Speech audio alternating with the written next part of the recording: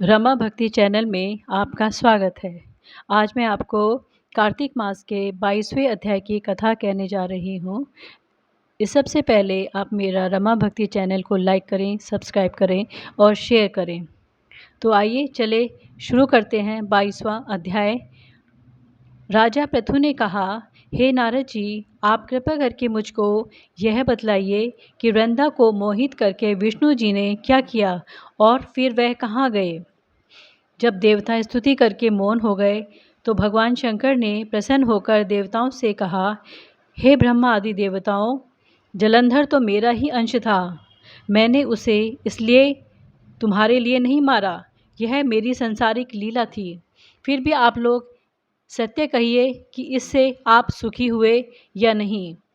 तब ब्रह्मा आदि देवताओं के नेत्र से हर्ष से खुल गए। उन्होंने शिवजी को प्रणाम करके विष्णु जी का सब वृतांत कह सुनाया, जो उन्होंने बड़े प्रयत्न से वृंदा को मोहित किया था तथा वह अग्नि में प्रवेश करके परम गति को प्राप्त हुई।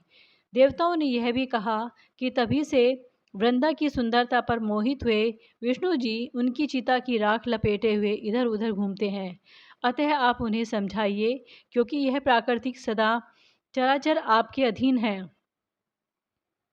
देवताओं से यह सब सुनकर शंकर जी ने उन्हें अपनी दुस्तर माया समझाई और कहा, यह सारा जगत उसी के अधीन है। उसी से मोहित विष्णु भी काम के वश में हो गए हैं।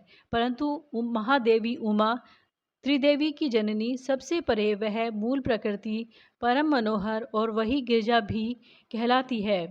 विष्णु जी का मोह दूर करने के लिए आप सब उनकी शरण में जाइए। यदि वह प्रसन्न हो जाएंगी तो आपका सब काम हो जाएगा। और शंकर जी की आज्ञा से सब देवता मूल प्रकृति को प्रसन्न करने चले। उनके पास पहुंचकर उनकी बड़ी स्तुति की। तब आकाशवाणी हुई, हे देवताओं, मैं तीन प्रकार से, तीनों गुणों से पृथक होकर स्थित होती हूँ। सद्गुण से गौरी, रजोगुण से ज्योति रूप हूँ तथा आप लोग मेरी रक्षा से यदि सादर उन देवियों के पास जाओ तो वह तुम्हारे मनोरथ को पूरा कर देगी। यह सुनकर देवताओं के नेत्र खुल गए। वह भगवती का आदर करते हुए गौरी, लक्ष्मी और सरस्वती को प्रणाम करने लगे। सब देवताओं की भक्तिपूर्वक प्रार्थना से वह सब देवियां प्रकट हो गईं। सभी देवताओं ने खुश होकर निवेदन किया। तब देवियों ने कुछ बीज देकर कहा, इन्हें ले जाकर दे दो, तुम्हारे सब काम सिद्ध हो जाएंगे। ब्रह्मा आदि देवता उन बीजों को लेकर विष्णु जी के पास गए। वृंदा की चिता भूमि में डाल दिया, जिससे धात्री, मालती एवं तुलसी प्रकट हुई।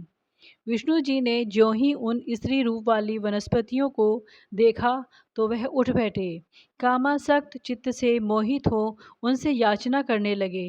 धात्री व तुलसी ने उनसे प्रीति की तो विष्णु सारा दुख भूलकर देवताओं से नमस्कृत हो अपने लोक को चले गए। वह पूर्ववत सुखी हो शंकर जी का स्मरण करने लगे। यह आख्यान शिवजी की भक्ति देने वाला है। इस प्रकार यह यहाँ पर 22वां अध्याय समाप्त होता है। तो आप मेरे साथ बोलिए, भगवान विष्णु की जय, माता लक्ष्मी की जय, उमा पार्वती की जय और भगवान भोलेनाथ की जय।